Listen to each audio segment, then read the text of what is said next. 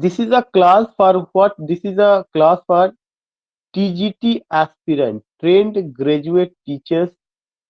जो एस्पिरेंट हैं, ये क्लास उनके लिए है, या उनके लिए I have started it since today. जो टाइमिंग है, शाम को 5 बजे का टाइमिंग रखा गया है। But today I got late, या due to the poor connectivity I could not run this class on time and decided to interact with you at 6:30। 6:30 बजे मैंने डिसाइड किया था। इस कंडीशन में ये कि ये क्लास क्यों जरूरी है, why you all have to join, those who are preparing for TGT और पीजीटी और एलटी, उनको क्लास को अब क्यों ज्वाइन कर लेना चाहिए। एक तो सबसे इंपॉर्टेंट फैक्ट ये है कि इलेक्शन यूपी का 7 मार्च को लास्ट फेज होगा। 10 मार्च को रिजल्ट डिक्लेयर होगा। कोई भी गवर्नमेंट, चाहे जो एग्जिस्टिंग गवर्नमेंट है वो, या अगर कोई नई गवर्नमेंट आती है, तो हमें ये ध्यान में रखना चाहिए कि दो चीजें आज के समय में जो भी बातें हुई है, पश्चिमी यूपी से लेकर के पूरा आपका पूर्वांचल, जिन लोगों ने भी इस इलेक्शन कैंपेन को कवर किया है, दो चीजों को लेकर के बहुत ज्यादा जो है, खासकर यंग ब्लड में चीजें रही हैं उनमें। एक तो एम्प्लॉयमेंट को लेकर के यंग ब्लड ने खुल करके एम्प्लॉयमेंट को लेकर के उन्होंने बात कही, और जो नौकरी में है उन्होंने ओल्ड पेंशन स्कीम को लेकर के बात की।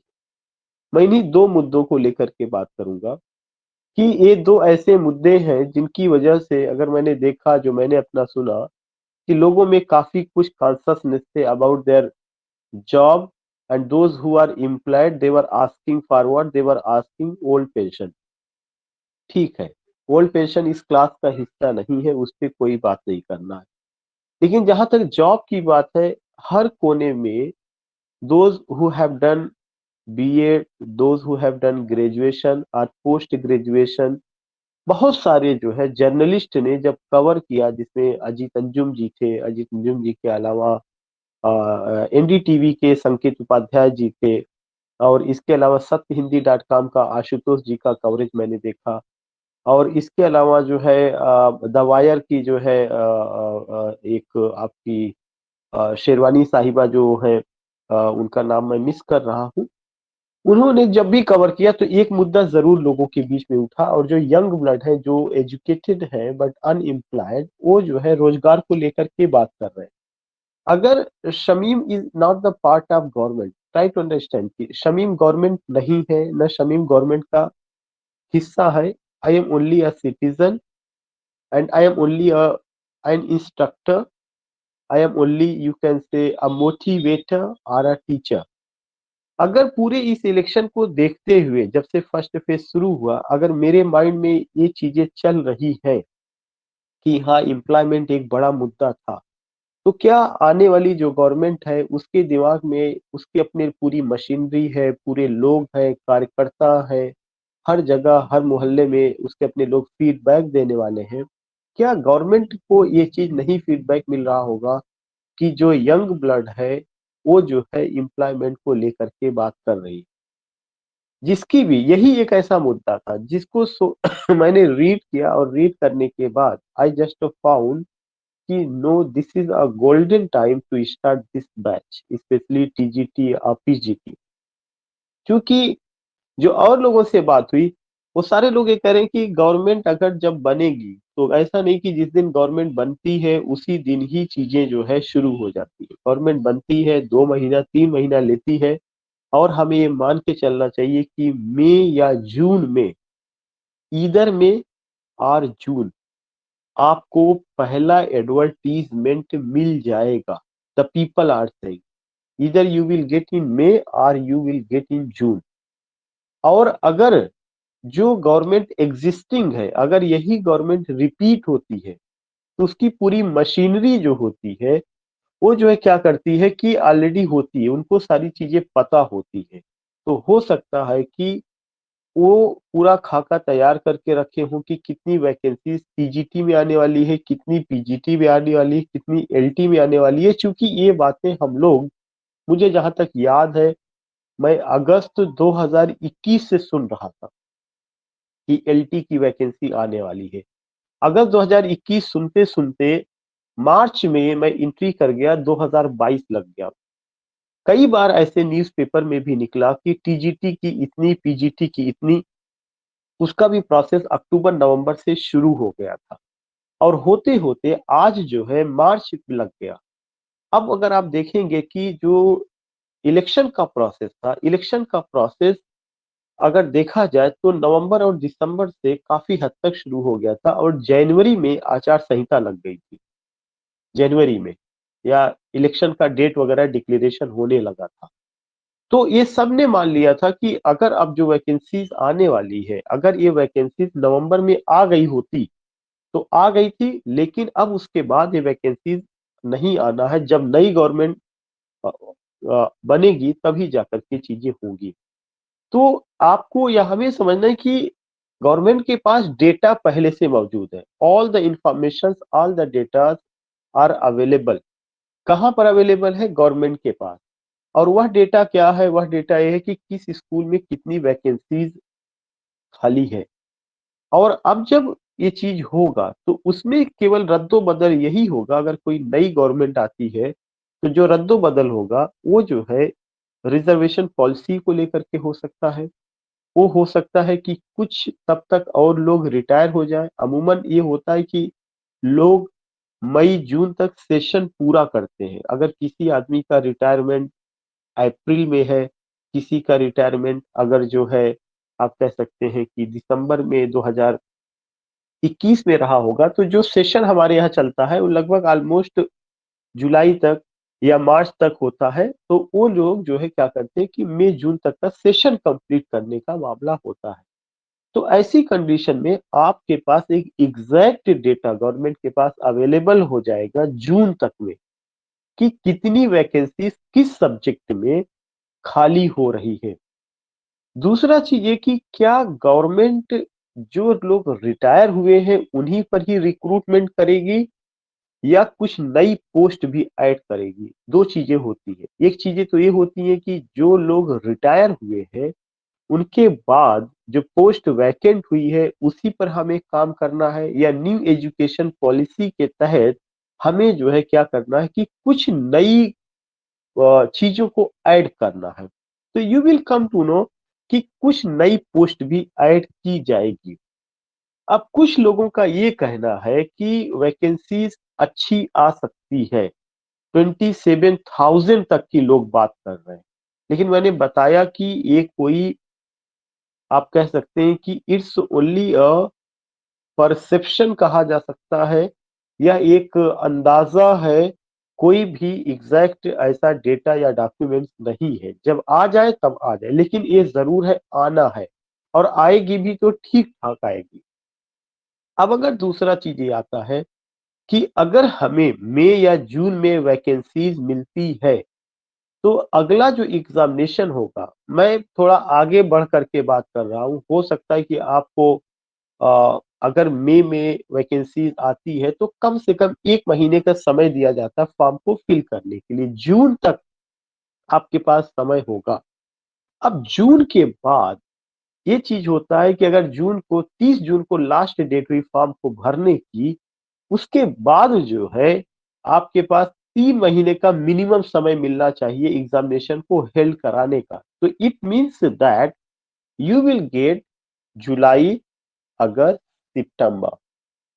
मैंने इसके पहले भी लोगों से मेरी बात हुई थी, उसमें विनोद भाई भी थे। मैं एलटी की क्लास ले रहा था, तो उसमें जो लोग भी यहाँ पे एलटी वाले ज्वाइन किए हुए हैं, उन सब लोगों से मैंने ये जरूर कहा था, आपको अपना एक प्लान बनाना चाहिए। और वो प्लान जो है इसलिए नहीं होना चाहिए कि जुलाई में क्या होगा, आपको ये प्लान बनाना है कि 2022 में क्या होगा। अगर कोई गवर्नमेंट 5 इयर्स प्लान बनाती है, तो एस्पिरेंट होने के नाते हमें 1 साल का प्लान बनाना चाहिए। 2022 तक हम किन किन वैकेंसीज को पाने जा रहे हैं, तो ये और आपको ये उम्मीद करना चाहिए, you must expect that you are going to get LT you are going to get TGT and you are going to get PGT. मैं केवल इन्हीं तीन पे बात कर रहा हूँ because we all are the aspirants who belong to UP and most probably dedicated to TGT PGT. जिनकी उम्र 40 प्लस में हो गई होगी जनरल कैटेगरी के, उनको एलटी की वैकेंसी नहीं मिल पाएगी जनरल कैटेगरी में, क्योंकि उसका जो एज लिमिट है 40 है। अब अगर गवर्नमेंट एक आध 2 साल बढ़ा दे, चूंकि ये भी मांग चल रही है कि कोविड में बहुत सारा डिस्टरबेंस हुआ, लोग ओवर एज हो गए हैं, तो 1-2 साल हो सकता है कि गवर्नमेंट एज फैक्टर या एज बढ़ा दे, ये भी है, ऐसा भी कहा जा रहा है। क्योंकि 18 में वैकेंसी एलटी की आई थी, 18 के बाद कोई वैकेंसी नहीं आई हुई है, तो हो सकता है कि एज बढ़ा दे, एज का जो अप्लाई करने का वो, तब तो हम लोगों को कुछ हो सकता है कि का चांस और मिल जाए लोगों को। अगर हमें नहीं मिलता है तो हमें किस पे मिलेगा? हमें केवल टीजीटी में मिलेगा, पीजीटी में मिलेगा। इसीलिए इस बैच में मैं जो भी बात कर रहा हूँ केवल टीजीटी की बात कर रहा हूँ, पीजीटी की बात कर रहा हूँ। एलटी की बात, उसका प्लेटफॉर्म अलग है, उसका टाइमिंग अलग है, हम उस पर वहां बात करेंगे। Then what you have to do, you have to do कि आपको आज ही एक बार फिर से टीजीटी का सिलेबस अपने पास टेबल पे रख लेना चाहिए, और एक ओथ आप ले लीजिए, और यह ओथ ये होना चाहिए कि आप जो है मई को ध्यान में रख के तैयारी नहीं कर रहे, जून को ध्यान में रख करके तैयारी नहीं कर रहे, सितंबर को ध्यान में रख के तैयारी नहीं कर रहे, 2022 को ध्यान में रख करके यू आर प्रिपेयरिंग। आप जो तैयारी कर रहे हैं वो 2022 को ध्यान में रख करके कर रहे हैं। अगर आप ये सोचिएगा कि जून में नहीं आई अब आ रही, आपको इससे मतलब नहीं है कि कब आ रही है, आपको बस ये माइंड मेकअप करना है कि vacancy in 2022 will come, and before coming this vacancy या before the declaration of the vacant post, are you have you prepared yourself or not? क्या आपने प्रिपेयर कर लिया? अगर अगर मई में वैकेंसी आ जाती है, सितंबर में एग्जामिनेशन होता है, तो हमारे पास जो है हार्डली आई थिंक कि 5 से 6 मंथ होगा। क्या 5 से 6 मंथ के जो समय मिलेगा उसके अनुसार हमने तैयारी कर ली है? क्या इसके पहले हमारी तैयारी बेहतर रही है?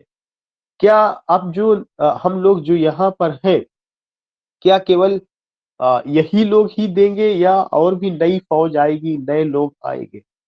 आप ये समझने की कोशिश करिए कि हर वैकेंसी में कम से कम 4 लाख नए कंप्यूटर जुड़ जाते हैं, 4 लाख नए कंप्यूटर। क्यों?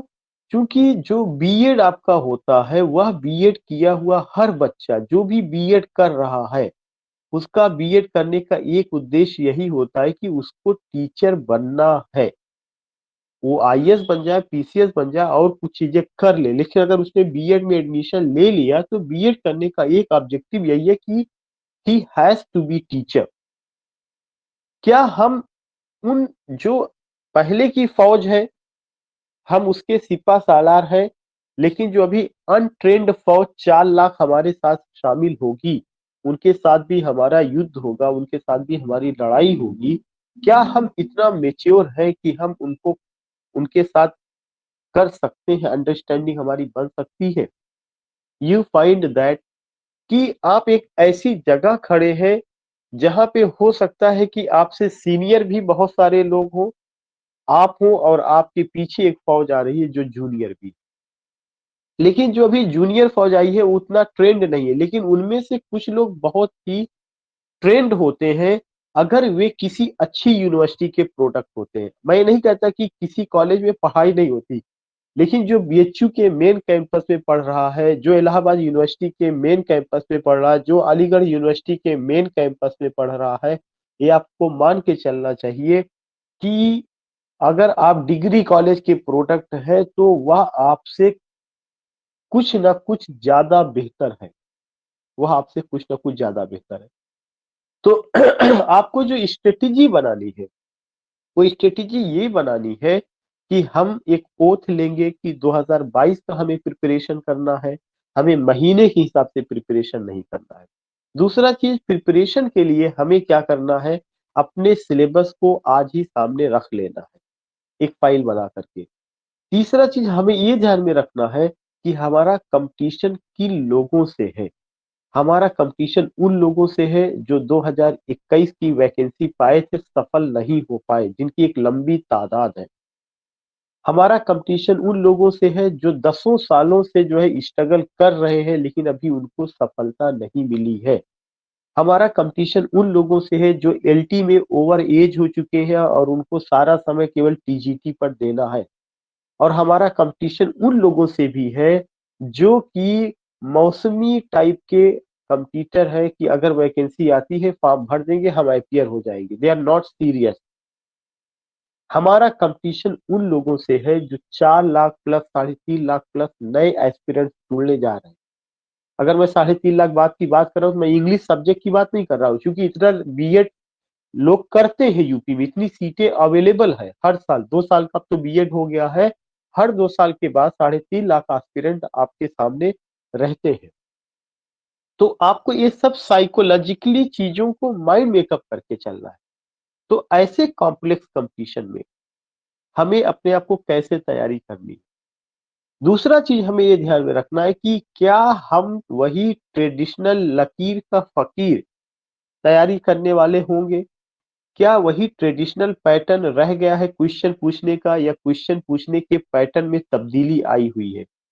तो you will come to know कि 2021 में जो एग्जामिनेशन हुआ था उसमें जो सफल लोग रहे, और अपने भी प्लेटफॉर्म से कई लोग सफल हुए थे, अगर आपने देखा होगा बहुत क्लोज फाइटिंग थी। मतलब इंग्लिश में इतनी मेरिट जाएगी ये अंदाजा नहीं था। इवन मैंने भी जो बताया था कि 90 प्लस में जो लोग भी जनरल ओबीसी कैटेगरी में है वो सेफ है। फिर उसमें ये था कि 95 में जो जनरल कैटेगरी में है एकदम से सेफ है, लेकिन 95 की बात छोड़ दिए, 97 से या उसके ऊपर जनरल कैटेगरी का मेरिट जाके शुरू हुआ था। 120 में 97 क्वेश्चन प्लस होना ये बहुत बड़ी बात है। तो हमें जो ध्यान में रखना है वो ये ध्यान में रखना है कि क्या हमारी तैयारी उस लेवल की है, क्या क्वेश्चन पूछने का जो नेचर आपका आयोग ने जो बदला है या जो पैटर्न बदला है, क्या हम उसकी नब्ज को टटोल पा रहे हैं या नहीं। क्या ये चीजें एक दिन का काम है। दूसरा सबसे बड़ा चीज अपने माइंड में ये रखना है कि क्या स्टडी सरफेस स्टडी का मतलब कि एक वन लाइनर जो हम पैटर्न बनाते हैं, क्या वन लाइनर पैटर्न या सरफेस स्टडी से काम चलने वाला है। तो मेरा अपना ये मानना है कि आपके का जो कंपटीशन है वो काफी कॉम्प्लेक्स है, काफी डिफिकल्ट है। आपको एक्स्ट्रा लेबर अभी से करना पड़ेगा। एलटी की क्लास मुझे याद है कि जो भी बच्चे, विनोद जी हैं, प्रज्ञा जी हैं, और मुझे लगता है कि ब्रजेन जी ने भी ज्वाइन किया है, और इसके अलावा जो जितने लोग भी है, those who have joined LT का क्लास, उन सब लोगों को पता है कि मैंने वो क्लास बहुत पहले से शुरू किया। मुझे लगता है कि सितंबर या अगस्त लास्ट से मैंने शुरू किया था, और आज की डेट तक मैं लेकर के चल रहा हूँ। फिर भी कम से कम मुझे लगता है कि अभी 10 से 15 पोयम बची हुई है मुझे डील कर, 10 से 15 पोयम। और क्लासेस बीच बीच में मैंने गैप भी किया, मैंने छोड़ा भी, अभी मैंने टेस्ट भी कंडक्ट नहीं कराया। फिर भी चूंकि इस बार जो मेरा एलटी का पढ़ाने का तरीका था उसमें मैंने बदलाव ये किया कि अगर मैं पोयम को डिटेल नहीं पढ़ाता हूँ, पोयम की एक एक लाइन को मैं आपसे डिस्कस नहीं करता हूँ, तो मैं आपके साथ जस्टिस नहीं कर रहा हूँ। मैं अपनी जो है ड्यूटीज को सही से अंजाम नहीं दे रहा हूँ। इसीलिए जब मैंने उसको शुरू किया और आज की डेट तक में अगर आप देखेंगे, मैं लगातार पोयम को एक्सप्लेन करता हूँ, एक एक लाइन को एक्सप्लेन करता हूँ। केवल मेरा पर्पज यही है कि अब जो क्वेश्चन पूछने का नजरिया है आयोग ने बदल दिया है, और कोई भी question, if you find any question from poem, you have to know कि व्हाट इज ही आस्किंग, कि आयोग से क्या क्वेश्चन, आयोग के लोग क्या पूछना चाहते हैं। और ये तभी आप कर पाएंगे when you go in a very detailed वे। वरना होता क्या था कि हम पोयम के बारे में हल्का सा बात कर लेते थे, पोएट के बारे में बात कर लेते थे, लेकिन जो पोयम की लाइन है, क्वेश्चन वहां से आ रहा है, पोयम की अंदर का जो कोटेशन है उससे पूछा जा रहा है। ये चीज हम ड्रामा में तो नहीं कर सकते, क्योंकि अगर शेक्सपियर का 10 ड्रामा भी पढ़ना होगा तो हम सारे ड्रामा की सारी लाइन को नहीं कर सकते, लेकिन पोयम जितना भी होगा ऑलमोस्ट हम उसको डिटेल वे में कर सकते हैं। तो मेरा जो पैटर्न मैंने एलटी में अडॉप्ट किया, उसी पैटर्न को लेकर के मैं टीजीटी में रहूंगा। और मैं आपका बस और थोड़ा सा समय लूंगा कि हमें या आपको कहाँ ज्यादा फोकस करना चाहिए, कहाँ कमी रह गई थी 2021 में। सबसे ज्यादा फोकस हमें और आपको जो करना है वो लिटरेरी टर्म्स को लेकर के करना। लिटरेरी टर्म्स अगर आपको याद होगा, लास्ट बार लिटरेरी टर्म्स केवल प्रोज से रिलेटेड पूछा गया था, बहुत डिटेल में पूछा गया था।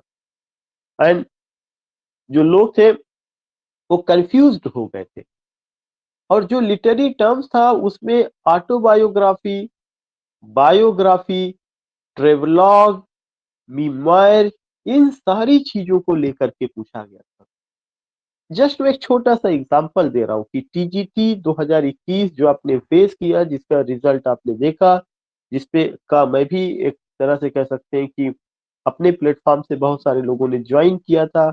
बहुत सारे हमारे बच्चे, बहुत तकलीफ हुई थी, जिसमें विनोद जी भी थे, रकीम जी भी थे, और मैडम भी दो चार थी, जो बहुत क्लोज जा करके एक एक दो दो क्वेश्चन से वो नहीं कर पाए, बाहर हो गए थे बेचारे। तो वो उस पीड़ा को मुझे एहसास है, क्योंकि उस पीड़ा को मैंने महसूस किया। मैंने मतलब आई डोंट हैव वर्ड्स की, आई कांट एक्सप्लेन वो चीजें। मुझे लगा कि मेरे बच्चे इतना करीब जाकर के आज मेरे से बाहर हो गए। कोई 95 पे जाकर के, कोई 96 पे जाकर के, 97 पे सिलेक्शन हो रहा, कोई 90 ओबीसी कैटेगरी का तो पता चली 90 पे या उससे कम पे आकर के रुक जा रहा है। तो वो चीजें बहुत तकलीफ देह होती है जब आप एक या दो क्वेश्चन से बाहर होते हैं। सो वहां पे अगर आपने देखा होगा कि ऐसे कुछ सेक्शन है जिस पर हमें बात करने की जरूरत है, और स्पेशली मैं उन्हीं चीजों को लेकर के चलूंगा। वो जो भी चीजें हैं, एक तो सबसे पहला चीज कौन सा है? सबसे पहला चीज की लिटरेरी टर्म्स। और उस लिटरेरी टर्म्स को, उन्हीं को हमें कवर करना है जो लिटरेचर से जुड़ी हुई टर्म्स है। लिटरेचर का मतलब कि आ, हमें forms of poetry, forms of drama, forms of novel, forms of pros, इससे जुड़ा हुआ जो टर्म है उसको लेकर के हमें ज्यादा बात करनी चाहिए। यही चीजें आप कह सकते हैं कि आपका फॉर्म्स और मूवमेंट से जुड़ा हुआ जो भी चीजें हैं। तो एक तो फॉर्म को लेकर के, forms of poetry, forms of drama, forms of novel, forms of pros, कोई भी फॉर्म्स। अगर आप ड्रामा का फॉर्म उठाते हैं तो उसमें सालिलिकी क्या है, असाइड क्या है। एक मैं एग्जांपल दे रहा हूँ, एंटागोनिस्ट क्या है, प्रोटेगोनिस्ट क्या है, ह्यूब्रिस क्या है, हैमार्सिया क्या है। ये जो टर्म है, एक तो एक कॉमन टर्म भी है, बहुत ऐसे हैं जो बहुत ही कॉम्प्लेक्स टर्म है। कैरेक्टर में राउंड और फ्लैट कैरेक्टर क्या है, इन सबको हमें डिटेल में स्टडी करना पड़ेगा। प्लस उसका हम लोगों को जिस समय, अगर एक दिन में हम 4 टर्म एक्सप्लेन करते हैं, ये जरूरी नहीं कि हम कितना टर्म एक्सप्लेन करते हैं, जरूरी ये है कि हम कितने अच्छे ढंग से आपको वो टर्म समझा पाते हैं। फिर उन्हीं चारों टर्म को हमें क्या करना है, तुरंत उसको ऑब्जेक्टिव पैटर्न में आपसे बात करनी है। पहले तो उस टर्म को डिटेल में बात करना है, फिर उसी टर्म को हमें ऑब्जेक्टिव पैटर्न में भी बात करनी है। एक चीज ध्यान में रखना है। तीसरा चीज हमें ये ध्यान में रखना है कि टर्म के बाद जो मेरा पूरा फोकस होगा वो आथर पर होगा। टर्म के बाद, लिटरेरी टर्म के बाद मैं आथर को कवर करूंगा। आथर में अभी तक जितनी बात होती थी कि आथर की बायोग्राफिकल स्टडी, शेक्सपियर इस एज में पैदा हुए, इस एज में मरे, या उनका ये टाइमिंग था, उनका वो था, इससे इस ये तो जरूरी है ही है, लेकिन इससे अलग हट करके हमें आथर के टेक्स्ट को लेकर के बात करना हो। आथर का जो टेक्स्ट है, उस टेक्स्ट में अगर हम पूरी टेक्स्ट को तो ड्रामा नहीं पढ़ पाएंगे, लेकिन उसकी जो इम्पोर्टेंट लाइनें हैं, जो भी उसकी सालिलिकीज है, अगर हैमलेट है तो हैमलेट की जितनी भी सालिलिकीज है, उन सारी सालिलिकीज को और कुछ और इम्पोर्टेंट डायलॉग्स को हमें चाहे कॉपी में नोट करके, आपको वो डायलॉग नोट करके एक्सप्लेन करना पड़े पीडीएफ फाइल में शेयर करके आपसे, या चाहे जैसे, हमें उस पर बात करनी पड़ेगी। हमें और कहाँ पे बात करनी है, हमें इस पर बात करनी है कि हम कुछ इस स्ट्रेटेजी से पढ़ाएं कि 1 या 2 लेक्चर में पूरे टेक्स्ट का स्टोरी और कैरेक्टर क्लियर हो जाए। तो वो जो चीजें हम लोग करेंगे, उस पार्टिकुलर चीज को करने का सबसे इंपॉर्टेंट टास्क यही होगा कि एक दिन मैं आपको वो टेक्स्ट का पूरा कैरेक्टर और स्टोरीज बता दूंगा, फिर उसके एक हिस्से को लेकर के ऑब्जेक्टिव बात करेंगे कि अगर आज हम बात करेंगे तो केवल कैरेक्टर से रिलेटेड ऑब्जेक्टिव और स्टोरीज से रिलेटेड ऑब्जेक्टिव बात करेंगे। अगले दिन अगर हम सालिलिकीज या डायलॉग्स आपको बताते हैं तो उसी डायलॉग का तुरंत ऑब्जेक्टिव फॉर्म में हमें बात करना पड़ेगा। मतलब एक तरफ सब्जेक्टिव लेक्चर डिलीवर करना पड़ेगा, तुरंत दूसरे मोड में हमें ऑब्जेक्टिव पर आना पड़ेगा। हमें इसके लिए भी माइंड मेकअप करना है कि आथर तो जरूरी है ही है, लेकिन उससे ज्यादा जरूरी आथर का टेक्स्ट है, और उस टेक्स्ट में सबसे ज्यादा जरूरी उसकी इंपॉर्टेंट लाइनें हैं, उसकी स्टोरीज है, उसके कैरेक्टर्स है। और अगर टेक्स्ट किसी नई लिटरेरी, आप कह सकते हैं कि फॉर्म या लिटरेरी डिवाइसेस को लेकर के बात करता, तो हमें उस पर बात करनी है। ये 3 चीजें। चौथा चीज, हमें मूवमेंट पर भी बहुत बात करनी चाहिए। मूवमेंट से जो क्वेश्चंस आता है वो घुमा फिरा करके आता है। रकीम जी ने अभी मुझसे एलटी का कुछ था मूवमेंट, उन्होंने कहा था कि बात करिएगा। हो सकता है कि वो मूवमेंट मैं यहीं से शुरू करूं। एलटी में मैं जो है आपका पोयम को लेके मैं बात करता रहूं, लेकिन मूवमेंट मैं यहाँ पे शुरू करूं तो हमारा दोनों चीजें हो जाएगी वहां से, क्योंकि ज्यादातर लोग जो एलटी ज्वाइन किए हैं वो हमें इस प्लेटफॉर्म पर भी नजर आ रहे हैं। अब उसके बाद एक चीज और होता है, वो चीज क्या है कि हमें और किन किन चीजों पे बात करनी चाहिए। एक सेक्शन जो मेरी अपनी नजर में बहुत इंपॉर्टेंट है, वो है figures of speech. Figures of speech के अलावा लिटरेरी डिवाइसेस जैसे आयरनी है, सटायर है, इस तरह की जो भी मेटाफर है। मेटाफर फिगर ऑफ स्पीच में भी आ सकता है, लेकिन उसको हमें उस शक्ल में भी देखना चाहिए। चौथा चीज ये है कि लास्ट ईयर के जो क्वेश्चन पेपर्स है, उन क्वेश्चन पेपर्स को हम कितना ज्यादा सॉल्व कर रहे हैं, उस पर भी हमें ध्यान रखना है। तो इन्हीं सारी चीजों को लेकर के हमें पूरा का पूरा ध्यान में रख करके अपने प्लान को ध्यान में रखना है, करना है। और ये केवल थॉट में नहीं होना चाहिए, it must come in action. केवल अगर आप विचार में लेकर के रखे हो और ये सोचते रहे कि नहीं मुझे जो है तैयारी करना है, तो सोचने से तैयारी नहीं हो जाती। सोचना एक एक उसका पहलू हो सकता है, तैयारी तभी होगी जब वह एक्शन में आता है। तो मैं फिर से समराइज कर दूं कि why you have to join this platform, you have to join this platform because very scientifically and with well planning we are going to start. And in this class we will cover what we will cover. First, literary terms, literary movements, forms of literature is forms of poetry, forms of drama, forms of novel, forms of prose, author और सबसे ज्यादा उनका text, text की important line, text का characters, text का summary, और सारे topic को ऑब्जेक्टिव मोड में अगले दिन डिस्कस करना। Next, figures of speech, literary devices, ये सारे हमारे टारगेट है लास्ट ईयर के जो क्वेश्चन पेपर्स हैं उनको। और आपको मैंने बताया कि ये काम अभी से करना पड़ेगा। सिलेबस एक बार भले से आपने सिलेबस को देखा है, आपको एक बार सिलेबस दोबारा वॉच कर लेना चाहिए। आपको एक बार सिलेबस दोबारा वॉच कर लेना चाहिए, देख लेना चाहिए। नेक्स्ट पॉइंट ये है कि क्योंकि बहुत सारे लोग टीजीटी एलटी में हो सकता है ओवर एज हो जाए, लेकिन एक एक प्रॉब्लम तो उनके साथ है ही है कि ओवर एज होने के बाद they don't have any option except TGT. उनके लिए ज्यादा प्रॉब्लम है कि उनको ज्यादा सीरियस होना है अगर वो 40+ के हो चुके हैं, स्टिल अनएम्प्लॉयड है, घर में जिम्मेदारियां हैं, तमाम चीजें हैं। तो मैं समझता हूँ कि उन्हें और सब चीजों के साथ एडजस्ट करके इस चीज को चलना चाहिए। जिन लोगों ने ज्वाइन किया है क्लास को, उनसे मेरी एक रिक्वेस्ट यही है कि आप लोग अगर अपना मेरे व्हाट्सएप ग्रुप में नहीं जुड़े हैं, जिसको मैंने टीजीटी 2022 के नाम से क्रिएट किया है, वो मेरा पुराना बैच था, उसी को मैंने थोड़ा सा उसमें रेक्टिफाई किया हुआ है। 2020 की जगह 2022 मैंने डाला है।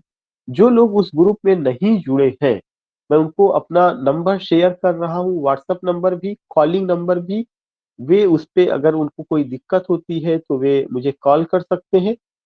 जो मेरा कॉलिंग नंबर है वो आप कह सकते हैं कि CALLING कॉलिंग नंबर,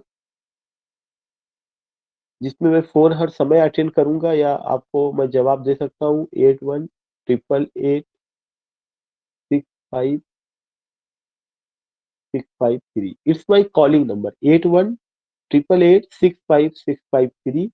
जो मेरा व्हाट्सएप नंबर है 9450592038 9450592038, ये मेरा व्हाट्सएप नंबर है।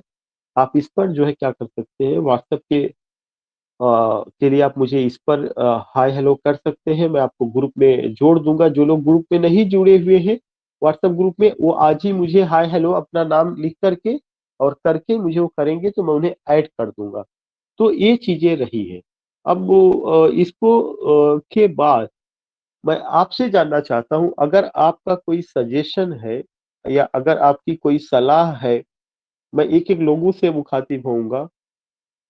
Awanish Tiwari is writing networking issue और absolutely right. Syeda Anjum absolutely right और नेटवर्किंग इशू है।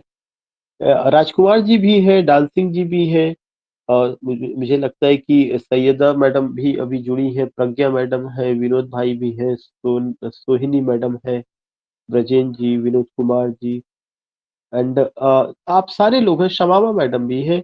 अगर आप लोगों का कोई सजेशन हो या किसी तरह का कोई चीज हो, तो यू कैन जस्ट शेयर। आप अनम्यूट कर सकते हैं, अपनी बात को रख सकते हैं। अगर आपकी कोई क्वेरी है या अगर आपको ऐसा कुछ लगता है कि आप कुछ क्वेश्चन पूछना चाहते हैं कि प्रिपरेशन से रिलेटेड क्या चीजें हैं, तो आप उसे डिस्कस कर सकते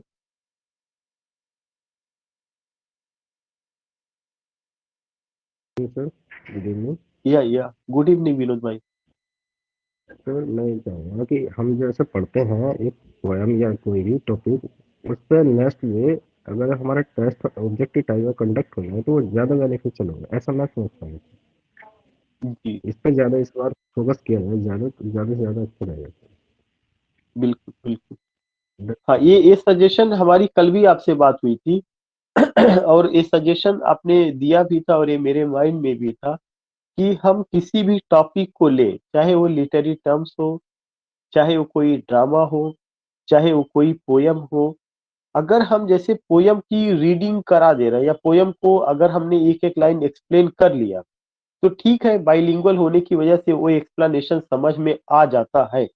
लेकिन जो विनोद भाई कह रहे हैं कि अगर उस पोयम को, जो उससे रिलेटेड क्वेश्चंस बनते हैं, अगर उस क्वेश्चंस को हम क्या करें, ऑब्जेक्टिव मोड में कर ले, या जो है एक ऐसा वन लाइनर जो नटशेल होता है या उसका जो मेन पॉइंट है, उसको जो है हम इस तरह से कुछ जो इंफॉर्मेशन रिलेटेड है, वो भी अगर हम हर लेक्चर के बाद डिस्कस कर लें या तैयार कर लें, तो वो ज्यादा बेनिफिशियल होगा। अनडाउटली ये एक अच्छा सजेशन है और होना भी चाहिए, क्योंकि अगर हमने पोयम आज एक्सप्लेन किया और आज एक्सप्लेन करने के बाद आपके माइंड में वो चीजें चल रही हैं, या कुछ चीजें मैंने आपको भेजा उस पे अंडरलाइन भी है कि हाँ ये पॉइंट इंपॉर्टेंट है।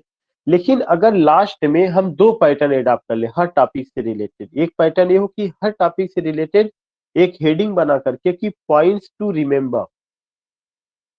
रिमेंबर, एक हेडिंग करके उससे रिलेटेड, उस टॉपिक से रिलेटेड जितने भी पॉइंट्स हैं वो हम एक जगह कर ले, और फिर जो है हम क्या करें, उसी टॉपिक से रिलेटेड ऑब्जेक्टिव क्वेश्चंस बना दिया जाए।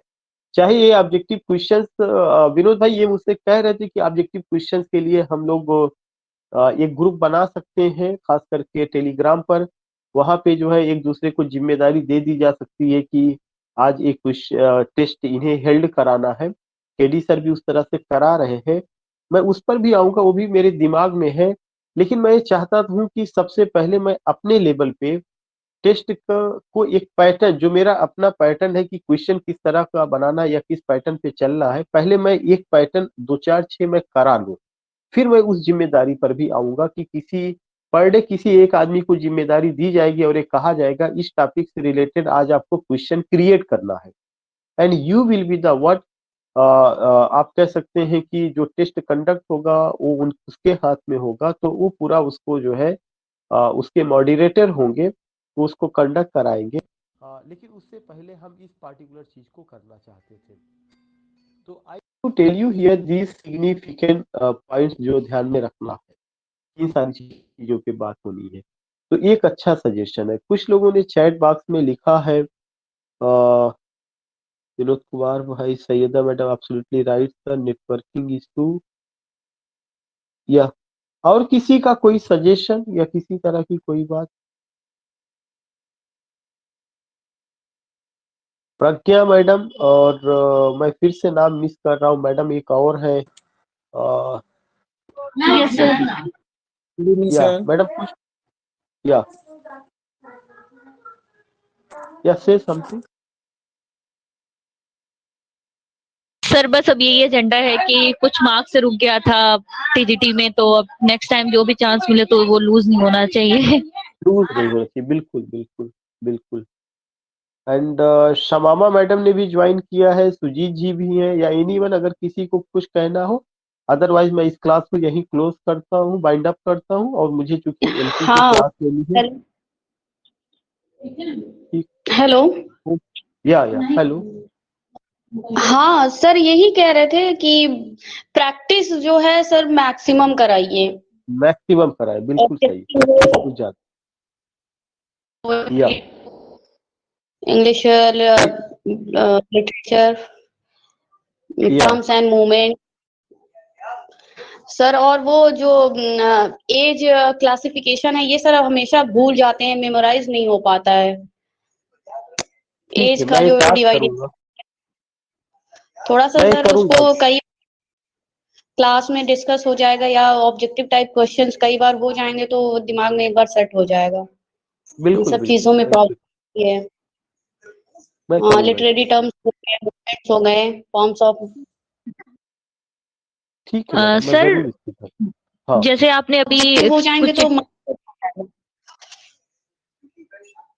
जी कहिए मैडम।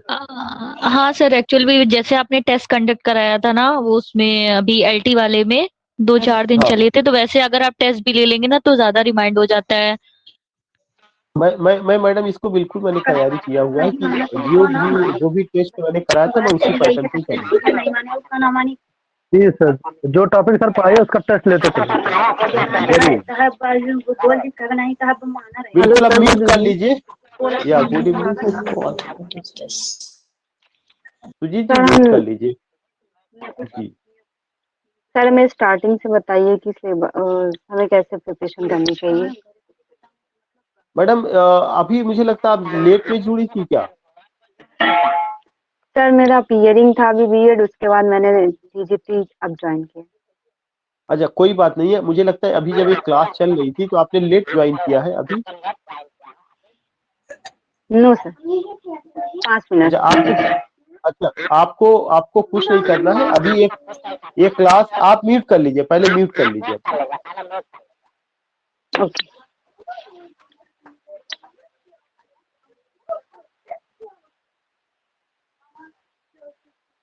अभी आप म्यूट नहीं हुई है, आप उस बटन उस पे माइक को टच करिएगा, यू विल बी। तो आई वाज, देखिए जो भी मैडम ने पूछा कि उनको फिर से क्या बताना, ऑलरेडी सारी चीजें डिस्कस है। ये वीडियो देखेंगे तो खुद समझ में आ जाएगा क्या प्लानिंग है क्या नहीं। हर आदमी को जब भी कोई भी तैयारी करनी चाहिए तो सेल्फ स्टडी के लिए मैं बता दूं कि उसे सेल्फ स्टडी के लिए कुछ आथर एक उठाए और उस आथर के टेक्स्ट को उसे पढ़ना शुरू कर देना चाहिए। अगर आप शेक्सपियर उठाते हैं तो ऐसा नहीं कि आप शेक्सपियर से वाकिफ नहीं है, कुछ हद तक आप सेल्फ स्टडी पहले से कर सकते हैं।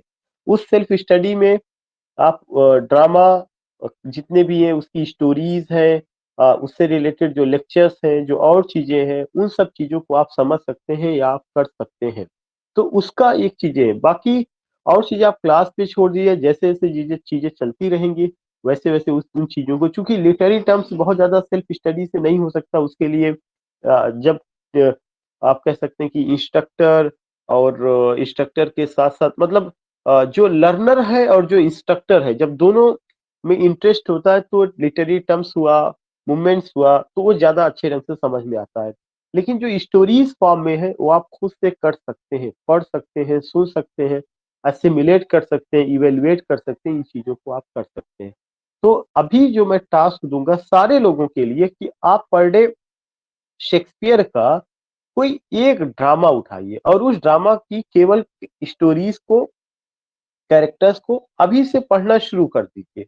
पढ़ते समय आप क्या करिए, एक रफ जैसा कुछ रजिस्टर रखिए, रफ जैसा, वो फेयर आपका नहीं होना चाहिए, और उस रफ वाले रजिस्टर को आप अपना अलग से बना लीजिए कि इसमें मुझे अपने आप से अपना मटेरियल तैयार करना है उसमें। और आप एकदम टॉपिक वाइज चलिए कि शेक्सपियर का मैंने मैकबेथ लिया, तो मैकबेथ में जब मैंने पढ़ा तो मुझे मैकबेथ में ये पॉइंट मिले हैं, मुझे मैकबेथ में ये पॉइंट मिले हुए हैं। आपका अपने आप से भी कुछ एफर्ट करना चाहिए। अगर हमने मैकबेथ पढ़ा तो मैकबेथ कब पब्लिश हुआ, मैकबेथ एक ट्रेजेडी है, वह उसमें कौन सा थीम है, इविल एम्बिशन है, कैरेक्टर्स क्या क्या है, कितने एक्ट में है, कौन सी इंपॉर्टेंट सीन्स उसमें है, और ये सीन्स किस एक्ट में है, ये जनरल इंफॉर्मेशन सबको पता है। और इसी पैटर्न पे आपको शेक्सपियर के कम से कम 10 से 12 प्लेज आपको पढ़ने हैं। तो एक बार जब आप खुद से पढ़े रहेंगे और शमीम उससे रिलेटेड बात करेंगे, लेक्चर देंगे, तो बहुत आसानी से आपको वो चीजें समझ में आएगी। तो इतना जो आपका काम है सेल्फ स्टडी का वो करते चलिए। दूसरा चीज जो क्लास में चलेगी वो चीजें आपको काफी कॉन्शियस रहना, खासकर पोयम का एक्सप्लेनेशन हुआ या और भी चीजों का, उसके लिए काफी ज्यादा हुआ। यही सजेशन। तो now I am binding up this session, और मैंने आपको नंबर अपना दे दिया है। जिन लोगों ने व्हाट्सएप ग्रुप में नहीं ज्वाइन किए हैं टीजीटी वाले में, वो मुझे ही हेलो करके भेजेंगे, मैं उनको तुरंत उस ग्रुप में शामिल कर दूंगा, क्योंकि इन्फॉर्मेशन आपको वहीं से मिलेगी अगर मैं लेट हो जाता हूँ या क्लास में कोई प्रॉब्लम आती है।